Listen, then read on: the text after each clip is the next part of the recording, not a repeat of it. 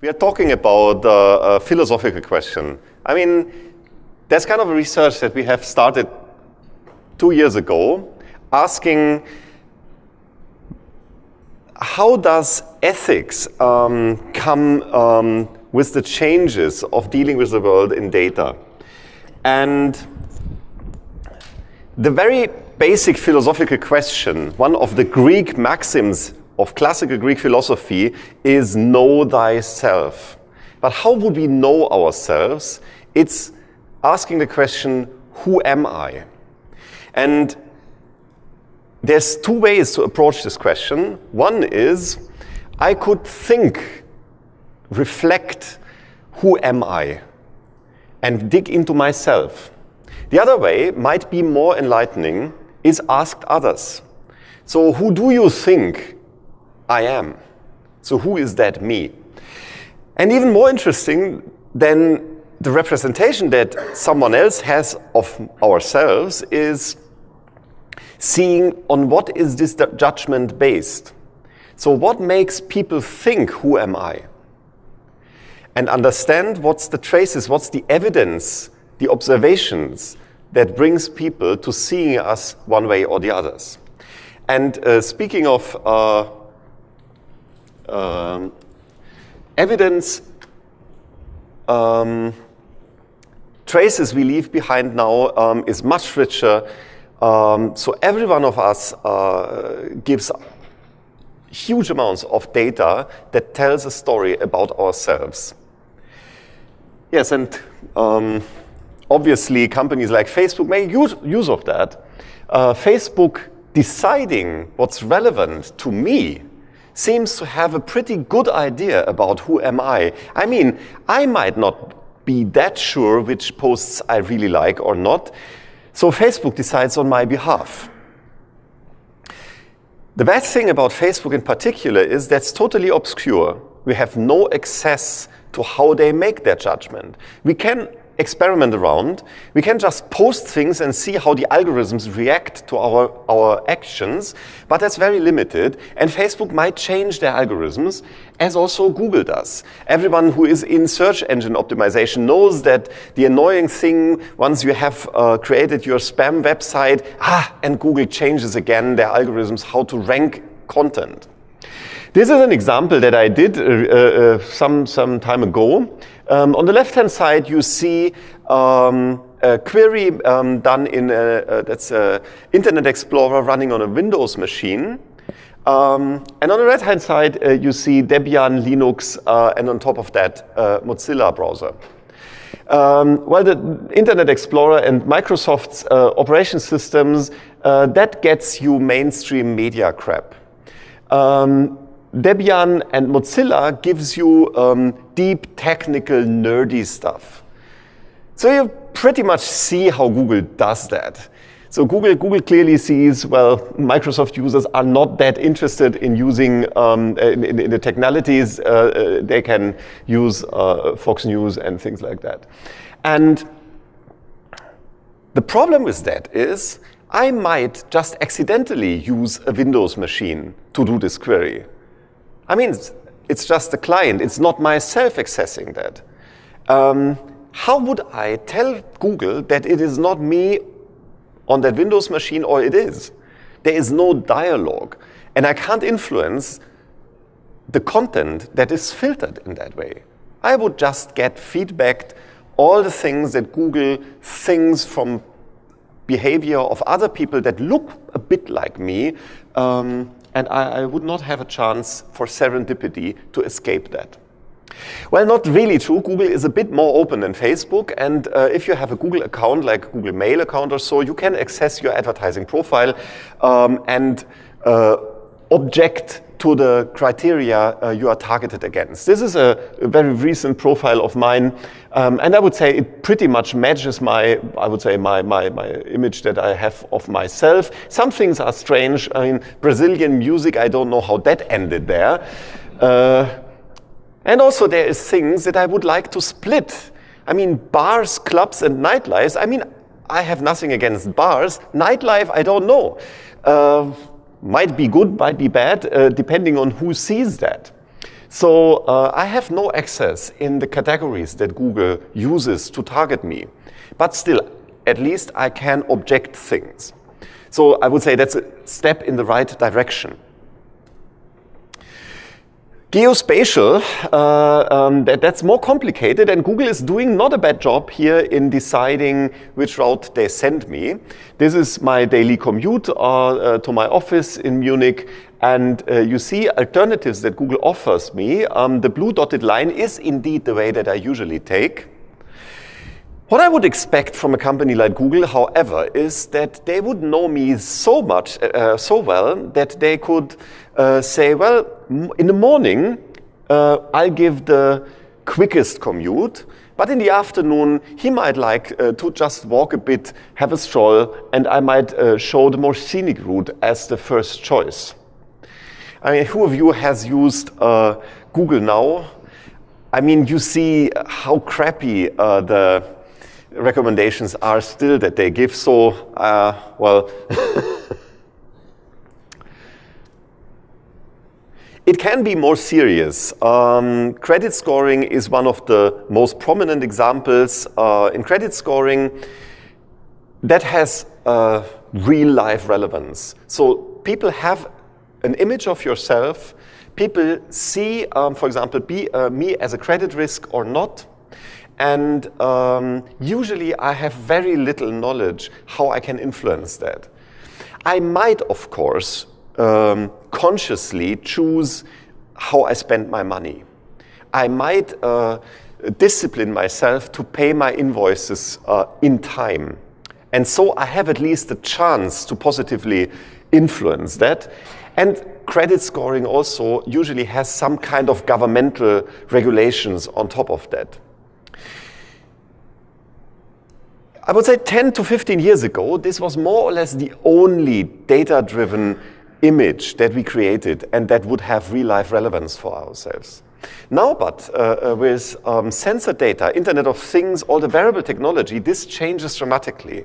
So the data traces that we leave now, especially with our mobile devices behind, is much more intimate, getting much, much more personal. And I think we lack the clarity of regulations that we have with credit scoring.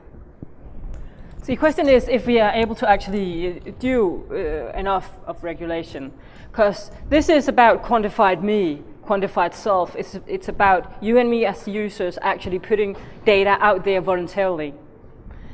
This, I am totally in control. This is me stating that I have been walking here, I have been riding a bike, and at which location did I do it, what time did it take. I'm putting data about myself out there, me as an individual. But it's by choice. So I control the data. I can just have a lazy day and switch off the app, right? So I'm in control.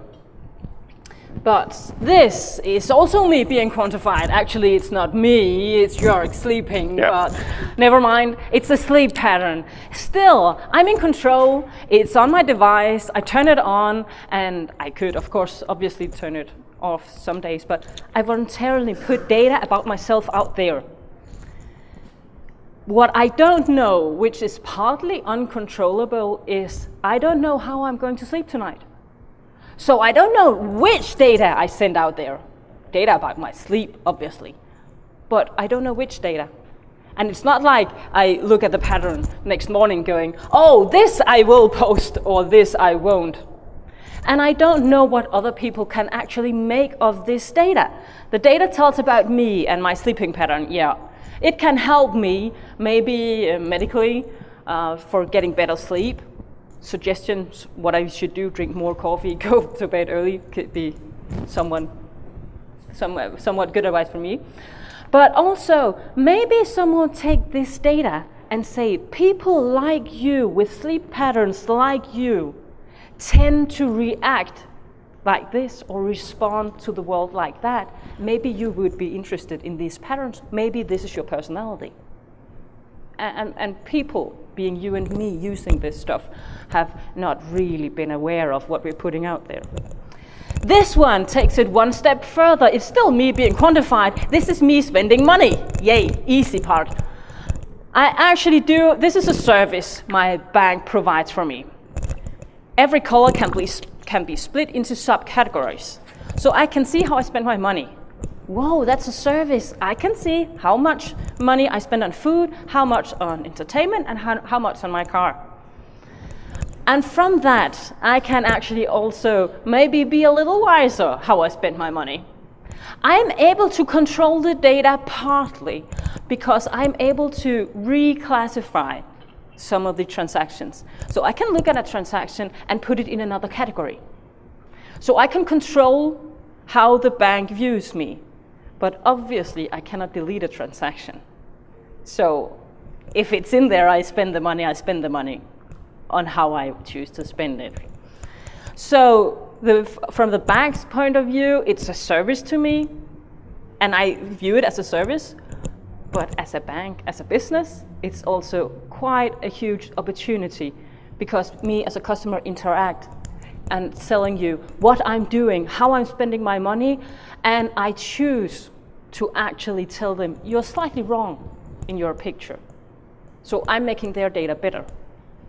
So I'm partly in control. This is actually a piece of Netflix. Whenever I watch Netflix, they have this huge algorithm that tells them what to suggest, what I should be watching, because they know what I like to watch, what I have been watching earlier. But maybe I have a colleague or a friend suggesting a movie to me. Maybe I say, oh, that sounds like a great idea, I will go have a look. Of course, if I stop watching halfway through the movie, Netflix could, in their algorithm, say, okay, she stopped watching it, maybe it wasn't really that interesting, so it will score lower in their search or suggestion engine. That would be the easy part. But maybe I actually stick to the bitter end of that movie just to find out, okay, it sucked.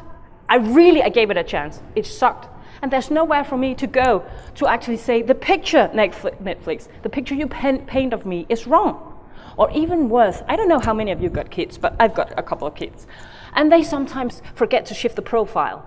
So they watch these Japanese cartoons, no offense, but I don't like Japanese cartoons, and suddenly Netflix suggests Japanese cartoons to me. Okay, I would really appreciate me being able to interact with this data set, with this algorithm. And that's actually what Netflix and this is showing. It's a blog post that Netflix have made themselves, that they want to actually be able to receive scoring from people so they can actually be better at guessing. But still, this is Netflix suggesting in their own ways, in their systems, what's good or bad for me, like the bank could suggest. But we suggest painting a picture of ourselves. Obviously, this is not me. This is Jörg. I'm trying to convince him this really is how he looks. This is a digital representation of Jörg. This is who he is if he paints a picture using data. So instead of Google having one algorithm trying to figure out who Jörg is, and Netflix having another, including whatever his kids fucks up to, what he's looking at, and the bank, and all the other systems, our suggestion is to create an algorithmicMe, to pull home our data, to gain control of our own data, saying, okay, Google, if you want to actually target me, ask me. Ask my digital me, my algorithmic me, who I am. And I will answer, this is who she is, this is what she's interested in. Or Netflix, getting that outlier with the Japanese cartoon, could just ask my API, is she interested in cartoons? No. Is she interested in Japan? No? Okay, this really is an outlier, and discard it. So I would be in control because I should, of course, be allowed to alter or just adjust my digital representation, to log in and say, okay, this is how the world right now sees me. But this is right, this is wrong, or emphasize this a little more. Or even stating that maybe I have been in some life-altering situation, so car crash, parents died, something, that means that instead of waiting for data to change in a couple of years, I could right now go out there and say, something has changed, so push it out there so the algorithms could actually respond to that immediately. Yeah, so this is our main point. Get the data back to ourselves. This is what we think is informational self-determination really about. It's being in charge of our image that we create. And there's many uses of that. The data that we create, if we can keep it ourselves, can be much more like useful of ourselves. If we, for example, have the profile that we create on LinkedIn, of course we paint ourselves in a way that would promote our career. That might actually not be a profile that we would like our consumption decision be made upon.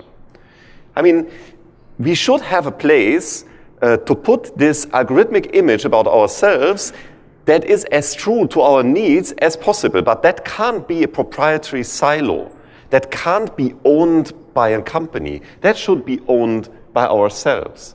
And then if we go that route further, we could really come to a point where we end representation as we have it now. Representation means to aggregate people into constituencies, into target groups, to make them count as one, to pick one specimen out of them and delegate that to a parliament. What if we would have algorithms that really knew ourselves, that we own, that we could really tell how to act, and set these algorithms on all these elections, on all these decisions that we would never find the time to make ourselves? Grassroots democracy can't work because we can't deal with everything all the time. But we could delegate things to algorithms to support our decision making, and maybe that is a way also, a route that we could take to overcome declining turnouts. So the things that we tell you here might start very philosophical, but I think will have deep social impact the one way or the other. So thanks a lot for having us here, and yeah, we will be around. Connect to us, and happy to discuss data ethics with you later. Thanks.